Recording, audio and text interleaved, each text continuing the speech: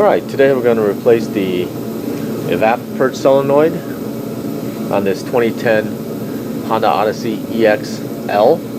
And really the only difference between the EX and the L is that the L has the leather and the moonroof, and also the purge solenoid, because of that, costs twice as much as the other models. Kind of strange. But either way, first thing we're going to do is remove the cover. Okay, so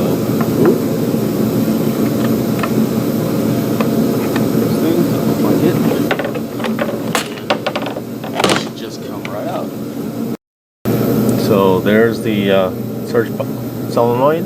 We have a couple rubber hoses and looks like a couple 10mm bolts. So let's get started.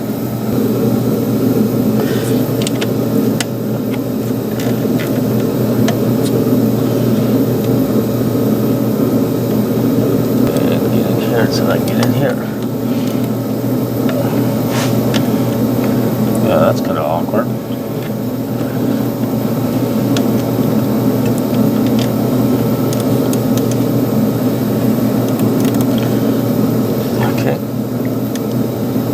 Break that free. There we go. Undo that electrical connection, and that should be it. We're going to compare that to the original. I'm going to take the hoses off here to make it easier for me. Whichever one I can undo first. Let's do it.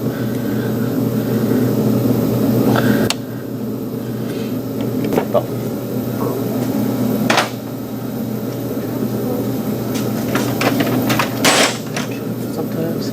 Just have to twist. Okay. Come on. Whoa, that's... Oh, there we go. That's one. And the other one is over here. Now we can get to that one. Move it aside. And then twist to get it off.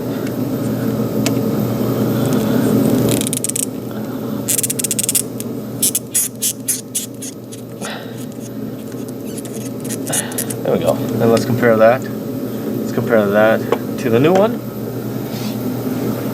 The new one that we got from Rock Auto. They look the same. So we'll transfer it over onto this bracket, and then we'll get ready to mount it. Okay? Let me do that. Okay, I got the new assembly on here, and we're gonna get the old holes back on, just like that, and it should be just parallel like that. And I'm gonna move the clip back into place, like so, and you can even see the same marks. And the other thing is that we got to put this bottom hose on in the same location, like so. And then what I'm going to do is I'm going to put the clip back on.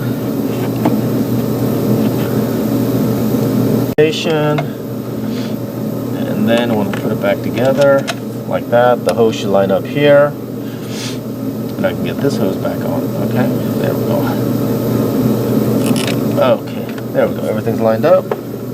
I'll put the two 10mm nuts back on there, and that ought to do it. We'll put the electrical connection back on, put the cover back on, and that's it. Alright, so let me get it back together. Have fun on your project. Thank you.